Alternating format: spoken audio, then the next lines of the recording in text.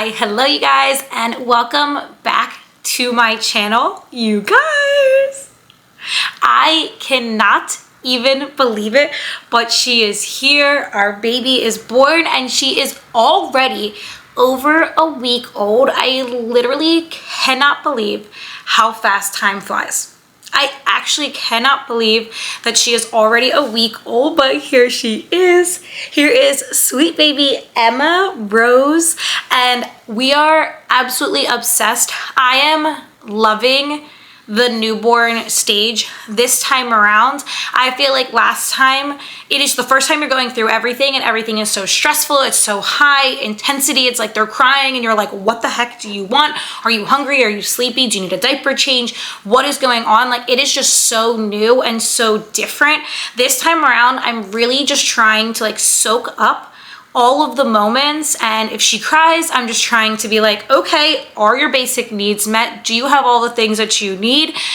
If you are not sleeping, okay, I'll rock you, okay, whatever. Like, but for the most part, she has also been the easiest baby so far. She is so happy, she is so content. She literally like eats, sleeps, poops. She cries a little bit, but it's more like whining. Like, honestly, all things considering, she has made the newborn experience very easy for us, but I'm really trying, even on moments and days that are super hard, to just like take a deep breath, because you know that this time goes by so quickly, and I do not want to wish this time away and be like, oh my God, I cannot wait until she's 3 months. I cannot wait until she's 5 months. I can't wait till she can walk, because that happens so quickly. Like, AJ is going to be 2 in 2 months, and I cannot even believe I'm going to have a 2-year-old, because I remember him being at this age so vividly. So I just cannot believe that he's going to be 2 in a few months. So I'm really just trying to like soak it up, soak up all the snuggles, not feel guilty and feel bad about having the time to sit here and hold her and cuddle her, because I know that's just what I want right now. That's what she wants right now. And I know that this time goes by so quickly that I just want to be able to enjoy it. But I wanted to sit down and talk about her birth story, because oh my Lord, was it a fever dream. I literally cannot believe it. So she was born on March 4th. She came at 39 weeks and 6 days. So baby girl almost made me wait all the way up until her due date. And I am not going to lie to you guys. When I stopped filming the last vlog, I was struggling a little bit mentally, because I was in so much pain at that point. Like, I was having what felt like fairly consistent cramping / contractions. Like, there was times that like I kind of felt like I was like, they took my breath away, that I had to like take a second, that I just wanted to like lay on the couch. Like, she felt super low. Like, I was just getting very uncomfy, which I really never felt at any point during AJ's pregnancy. He came at 39 weeks and 2 days. She came at 39 weeks and 6 days. So it was a few days past, obviously, when he came. And I never really got to the point in his pregnancy that I was like, oh my God, get this baby out of me. And not for nothing, I really never felt that way with her. I trusted the timing. I trusted the fact that she was going to come when she was ready to come and when it was meant for her to come. But at the same time, I did get to the point where I was like, oh my goodness, if I make it to my 40-week appointment, they're gonna wanna talk about inductions, and they're gonna wanna talk about scheduling something. And I really wanted to go into quote unquote spontaneous labor. I really wanted to go into labor naturally if it was possible. I wanted to do it as unmedicated as humanly possible. That was just my preference going in. So I think it was a combination of being uncomfortable, being in pain, but also just being like, I don't know what an induction process looks like. I don't know what it looks like to go in and for them to start labor for me. And I was very nervous and very scared about all of that. So I was just like really, really hopeful that she would come naturally on her own. And thankfully she did. So at 39 weeks and 5 days, so March 3rd, honestly, all day long, I felt as good as you can feel. At that point, I was able to, I worked out. I was kind of going about my normal day. I was really trying to just tell myself, like, she's going to come when she's ready. I don't need to overstress myself out. I don't want to sit here and overthink every symptom, every feeling, because she could be in here for another week until a scheduled induction date. And I don't want to overthink every single thing and then not enjoy this last couple of moments of my pregnancy because I'm just like, oh my God, was this labor? Was that labor? So it was a very normal day overall. I worked out in the morning. Everything kind of through the course of the day was as standard as it could be. All day long, I was feeling, like I said, these kind of consistent cramping / contractions, but there was like no rhyme, reason, timing to any of it. It was never to a point that I felt like I needed to time something. It was never to a point that I was like, oh yeah, this is probably labor. I would compare it at the time to like very, very intense period cramps. I am really fortunate that in my entire life, I have had fairly mild periods, to the fact that like I can still go about my day to day. Like I would bleed very lightly for a few days, even postpartum, definitely more intense postpartum than I ever had before having babies, but definitely still to the point that I could go about my day to day, not any huge issues there. But I would compare the cramping that I felt on the 3rd to very intense period pains, where like at moments it'd be like, oh, I should sit down. Oh, I need to like not talk and take a moment to breathe, but not like breathe through them. Just like, okay, I need to take a second and focus on the pain for a moment. And that was pretty much what the day looked like. But through the course of the day, I was able to do my like labor and delivery stretches on the ball. Like I was just really just trying to like live my life as perfectly normal as possible. I went to bed that night totally and completely normal. I did say to Timmy, I just have a feeling tonight is going to be a long night. I thought that it was just because I was so crampy and kind of uncomfortable that I was just not going to be able to sleep well. I wasn't really sleeping well at that point anyway, because I was cramping so much, pregnancy insomnia, AJ waking up once or twice in the middle of the night. Like I wasn't sleeping great as is at that point. So I was like, I just have a feeling tonight's going to be a really long night. Well, flash forward 2 hours later, we went to bed at 9. At right around 10:50, 11 o'clock at night, I felt my water break, which if you guys watched my last vlog, this is what I wanted to have happen. I was so nervous that I was not going to know when I was in labor if it happened, if I was just getting contractions and then I needed to like start tracking my contractions. With AJ, my water broke. So I was like, how does one know that they're in labor if their water does not break? Like obviously your contractions get more intense. Like obviously you feel like you need to start tracking them, but like how will I know that I am in labor if my water does not break? So my water broke at right around 11 o'clock at night. I was laying in bed and I literally felt like I literally felt a pop and then a gush of water come out. So I sat up in bed. It wasn't like you see in the movies where it was like, it wrecked my bed, it wrecked my sheets, nothing like that. Like it wasn't dramatic. It literally felt like, but it definitely did not feel like I peed my pants like it did with AJ. With him, it was like, I might have peed my pants. This time around, I was like, no, my water definitely broke. I felt the pop even. So went to the bathroom. My pants were soaking wet. And so went to the bathroom like normal, put a pad on and just got changed. And I told Timmy and I was like, listen, like, I was really, really excited to be able to labor at home. Last time with AJ, I wasn't able to labor at home because I was 5 centimeters dilated at 39 weeks. And they pretty much told me, if your water breaks, you should come over to the hospital right away because it could progress very, very quickly. And so we don't want you to be like out and about and then you don't make it to the hospital in time. So come right away. Obviously his labor progressed a little bit slower than that, and I definitely did have time to labor at home because then once I got to the hospital, I was on Pitocin. Like they did things to speed up the process of labor. This time around, I was like, if my water breaks, like I cannot wait to be able to labor at home. I can't wait to be able to walk around, to be on my birth ball, to be able to like do all of the things to like just wait out the process of contractions getting closer at home. And so my water broke and I was like, okay, I'm going to change my outfit. I'm going to like put on a pad so that way as you keep leaking, there's something to like catch it. And I'm going to call my mom so she can come over because obviously it was the middle of the night. AJ was asleep at home and I was like, I don't know if I'm going to be here laboring through the night. I don't know if it's only going to be a few hours, but I want to make sure that if we need to leave for the hospital at any point, there's somebody here for AJ. So that way we don't have to worry about moving him in the middle of the night. So I got up, got changed, called my mom, and then basically just like came downstairs and started timing contractions, because at that point I was like, okay, all of these pains that I'm experiencing now are contractions. So I want to make sure that I have a good count of how frequently they're coming, how long they're coming, so that way we know when we need to be able to get to the hospital.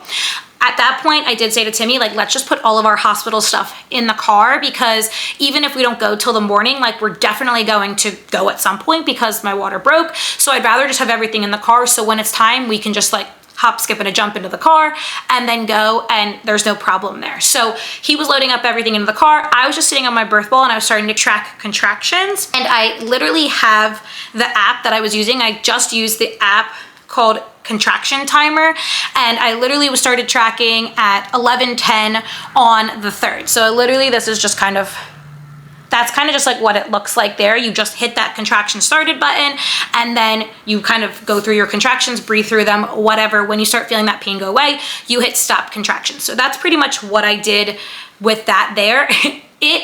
My labor progressed so quickly, and you can kind of see it on the app that at 11:10, that was my first contraction. And if you can kind of see that time frame just slowly jump up, that like I had 2 contractions before my contractions started coming at like 3 to 4 minutes apart.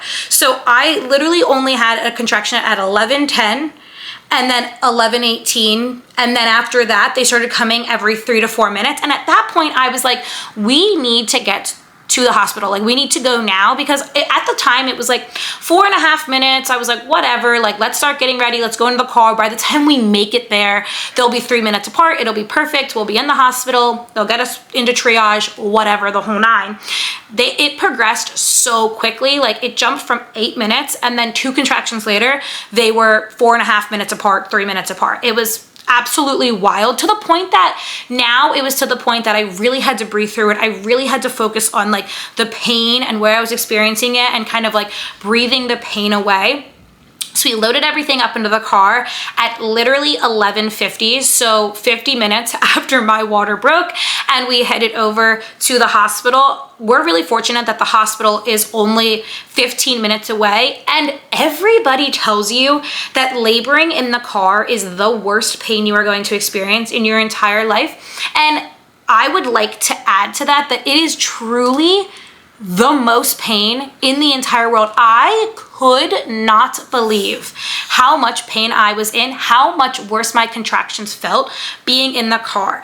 I genuinely believe that the drive from my house to the hospital, we hit the bumpiest roads in the entire world. They were the bumpiest roads, with every pothole, with every uneven road, and it made the contractions so much worse. I don't know how to explain.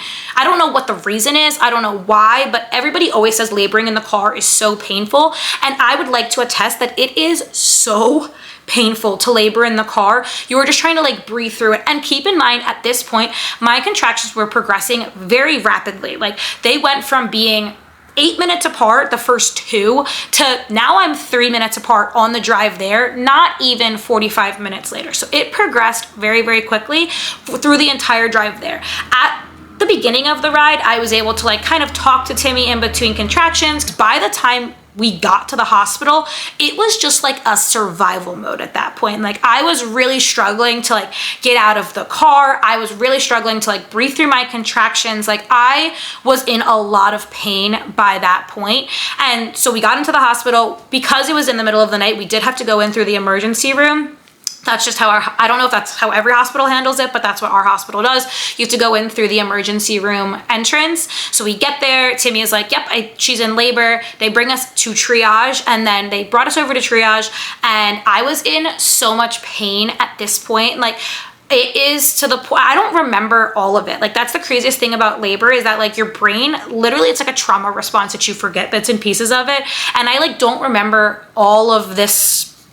I don't remember all of it at this point. So like, we get into triage. I know that obviously they tell you to like undress completely, and they wanted to do a cervical check on me. So I was like, okay, through all of this, I'm still having very consistent contractions, that I have to breathe through it, that you have to like really take my time and take a moment. Like, I was not up and moving around as easily as I was when my water first broke. Like, it definitely got more and more uncomfortable because it was happening just so fast. And so we get into triage.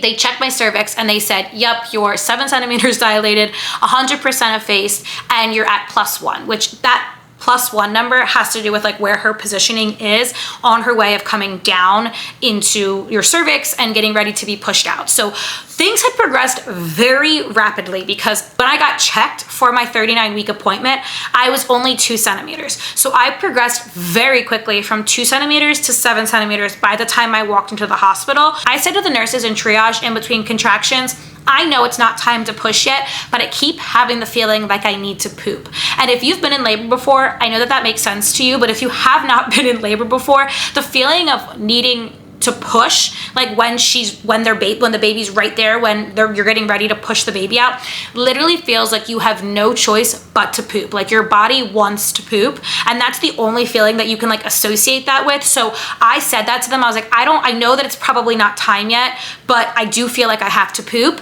And as soon as I said that, they were like, okay, sounds great. We're just gonna rush you right up to labor and delivery. So they just pop me into a wheelchair, run me right up to labor and delivery, and then I'm in my labor and delivery room. Obviously, they get you all situated at this. I'm still having very consistent contractions at this point, and they get you all situated there. They put the little like IV in your hand in case you need it. My nurse in my labor and delivery room, her name is Donna. I love her with my whole heart and soul, was genuinely the best nurse that I could have had for this situation. I genuinely give so much of my positive birth experience to her, because she was like the best, most supportive person to have in the room. Obviously, Timmy was there with me the whole time as well, and we have gone through this process already together. He knows exactly what to say. He knows how to coach me through breathing. He knows how to really like mentally support me and keep me in it, and like just be there for what I need, hold my hand, the whole nine. However, Donna was the best nurse in the entire world. She's been doing it for 30 years, and like you could tell, she was like squeezing my leg when I was in contractions and like telling me to focus on that pain instead of the pain, telling me like, okay, think about breathing like this, think about taking 3 short breaths. Like everything she was doing was just helping so much. And at the time, she was trying to ask me like the normal labor and delivery questions, like to make sure that you're as prepared and they have all the things that they need for you to be able to give birth safely, and they know what your plan is and all of that. And at that point, they did ask me if I wanted an epidural, and I did say yes. I did say yes, I do want the epidural.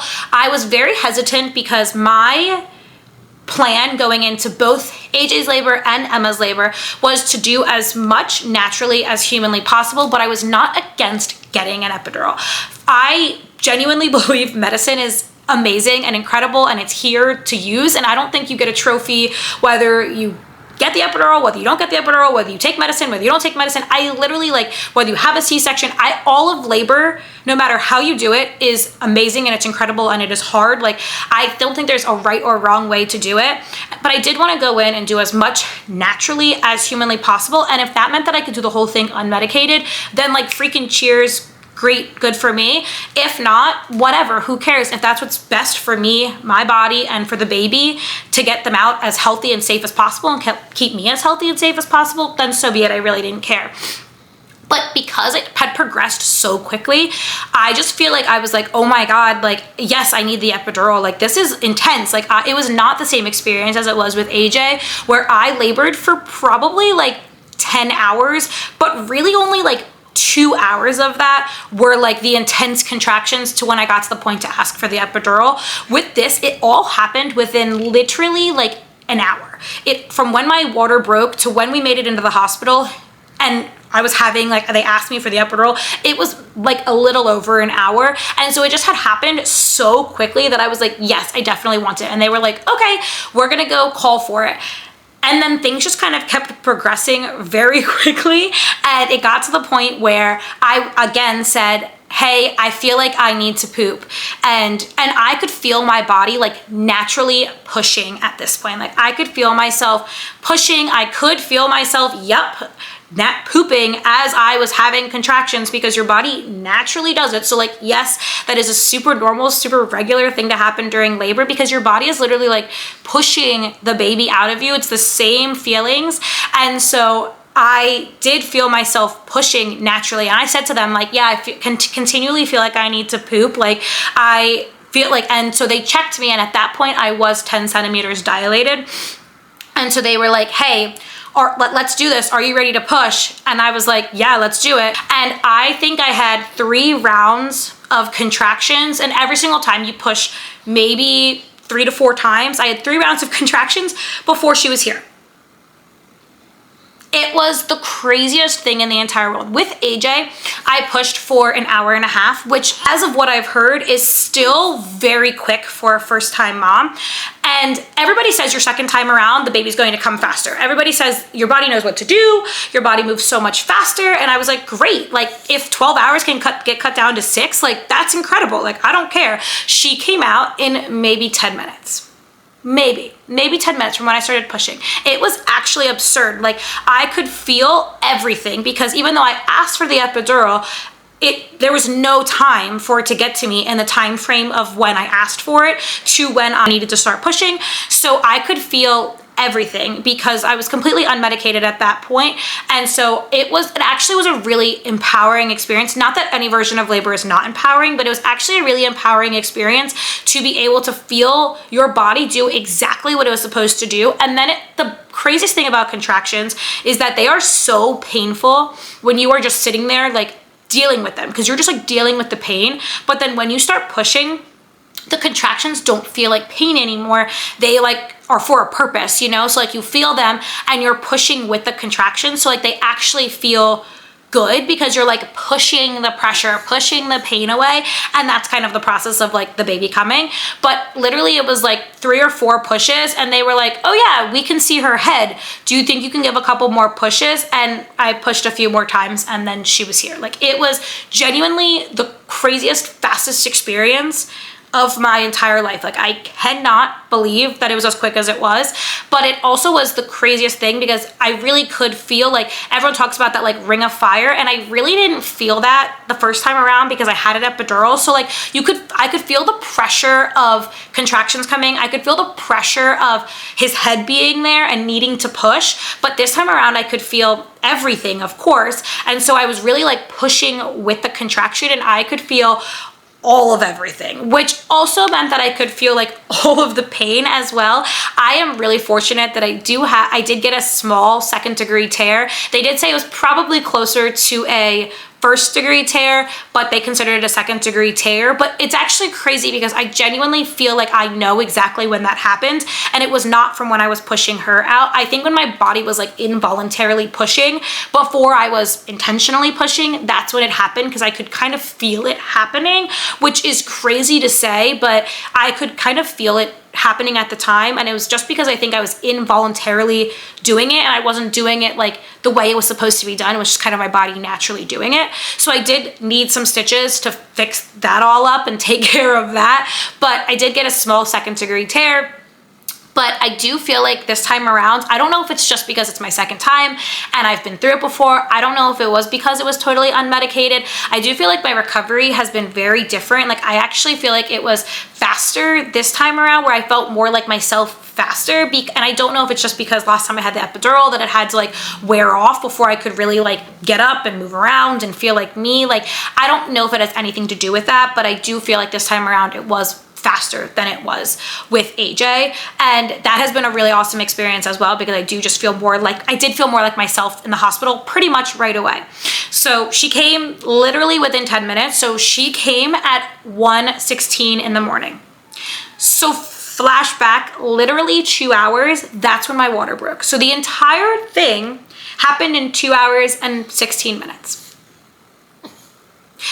I literally cannot believe it. I am actually still in shock to this day of how fast everything happened. And that's why I'm saying to you guys, it literally felt like a fever dream. It actually felt like a fever dream because it happened so quickly. I also am so entirely fortunate that my parents live as close as they do. My parents literally live 1 minute away from our house.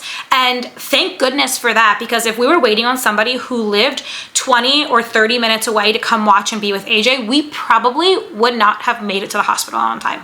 Like, we almost did not make it to the hospital on time as is, and we left as fast as humanly possible out of this house because we literally, from the time my water broke to the time we left, was 45, 50 minutes. So we left as fast as possible, and we still barely made it to the hospital.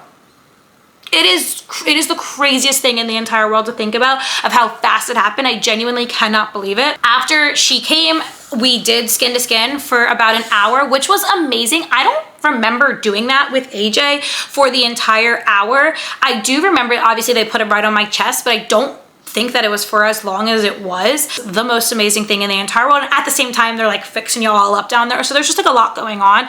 And they do give you like some numbing things at that point, because even though it was unmedicated, like nobody needs to feel themselves getting stitched up perfectly. But you do feel like pulling and tugging and all of that down there. So it's still not super comfy, but they do help numb it a little bit, so that way you don't feel everything going in and out.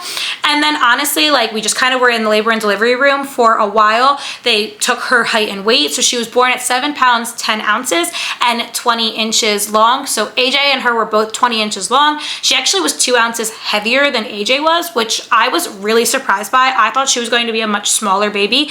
I don't know why, like, I just felt that she was going to be, and I was surprised when she was 2 ounces bigger, but she also had 4 extra days to cook. So maybe if she would have come the same timeline that he did, they would have been the same. I don't really know, but she did come at 7 pounds, 10 ounces, and everything like at that point went fairly smooth. The biggest kind of like hiccup that we had was they said that my body was bleeding more than they wanted it to. Like, I was still kind of like gushing blood for a while in terms of like my uterus contracting and everything kind of like coming out. They said I was bleeding more than they were hoping I would afterwards, and I was still kind of like gushy. And so there was a lot of pressing on my stomach, a lot of those massages that you get that are very uncomfortable after you just push a baby out. So a lot of pressing on my belly afterwards. They did give me 2 different shots of Pitocin, and then also started me on like a Pitocin IV drip to kind of force my body to contract more and like contract some of that blood out and kind of help it happen more naturally, because I guess I was just very, very, like, I was bleeding a lot. At one point, one of like the nurse's assistants was like, should I get the hemorrhage cart? And I was like, whoa, hold on for a second. What are we talking about? Like, is it that bad? And then sweet Donna, our nurse, was like, no, it's fine. Like, you're just bleeding a little bit more than I would like for you to be before I send you over to postpartum, but it's not that bad. Like, we do not need the hemorrhage cart. So they were kind of just making sure that everything looked okay, that there was at one point, like, there was a blood clot that was still left in there. So they did have to like go in and get the blood clot out.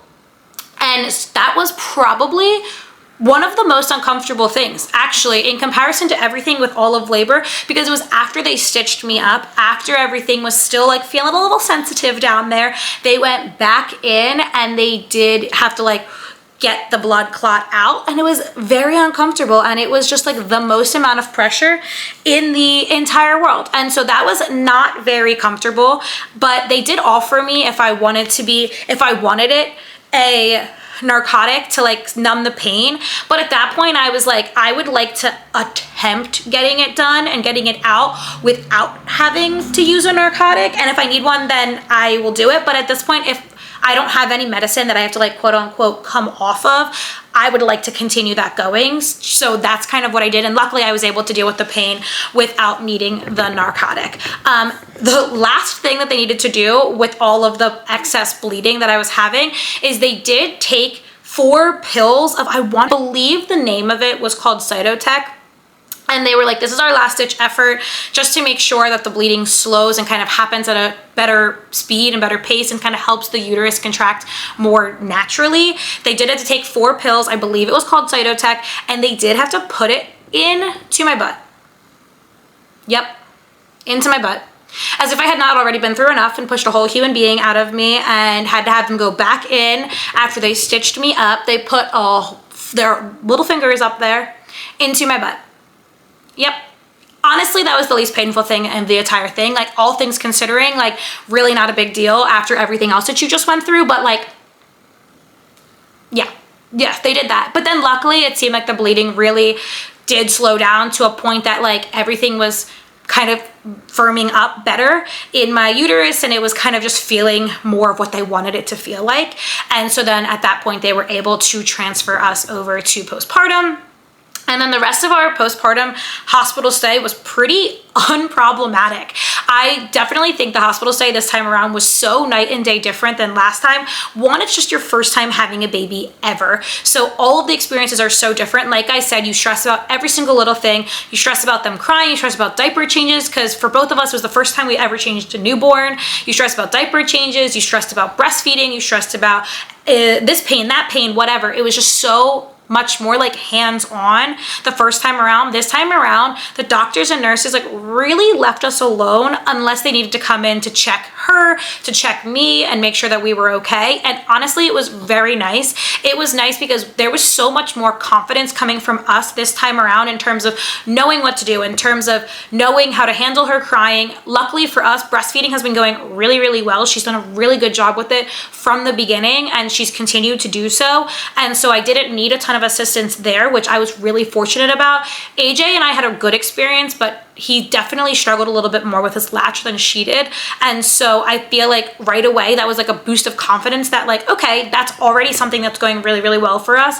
And so during the course of our hospital stay, things were pretty quiet and unproblematic, which was really nice because we basically just were there for, I delivered her on Tuesday at 1:16 in the morning. So obviously super early, but it was Tuesday. And then we basically had the full day on Tuesday. And then we did push to come home on Wednesday. I was feeling up for it. Everything with her looked amazing. And we just really wanted to get home and be together as a family of 4. And like I said, because they weren't really checking in on us all that much in the hospital, because I was doing well, she was doing well, I was like, there's no real reason for us to hang out another night unless they felt like it was necessary for me or her. And we just wanted to kind of be home and do what we were doing in the hospital, but just like at home, and then have AJ around. So honestly, everything after was a really, like, the whole postpartum stay was really good and was kind of quick and easy and unproblematic for the most part. And now we're here and she's a week and a day old, and I cannot believe it. It was literally the craziest labor and delivery experience. I was not expecting it at all. I know that everybody says your second baby comes faster, but I was like, nobody told me it was going to be this much faster. Nobody told me it was going to be as quick as it was. I just like cannot believe that she was ready. Like, I was like a little bit I was like nervous that she was not going to come.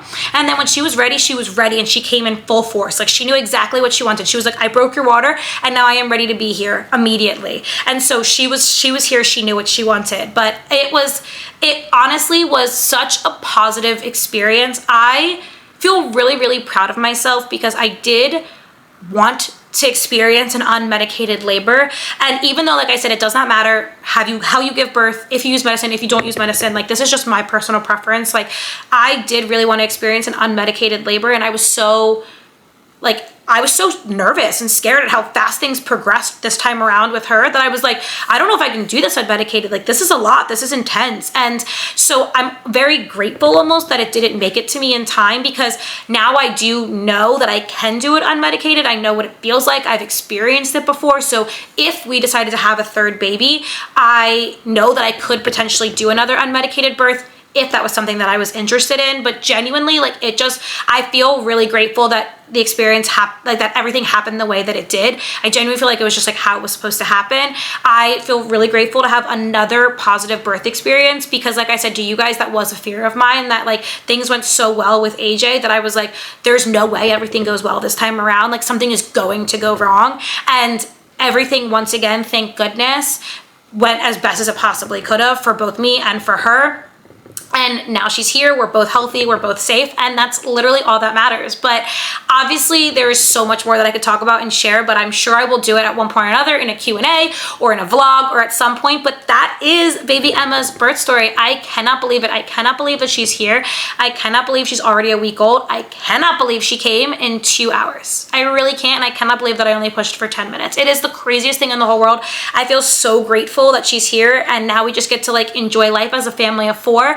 I'll talk more in another vlog or another video about like how that adjustment's been going, but I just wanted to like get her birth story out, talk about it, because it was crazy. Like I just cannot believe it, like in the best possible way. It was so positive, but I just cannot believe she's here and that it happened so quickly. If you have any questions on anything, obviously feel free to let me know in the comments down below. But if you guys like this video, please make sure you go ahead and give it a big thumbs up. You already know it supports my channel. If you haven't already, make sure you subscribe, hit that bell notification so you never miss another video that I post. If you haven't already, make sure you follow me on my Instagram and TikTok so you can see other fitness, health, and lifestyle content I post on there. And I will catch you guys here next time.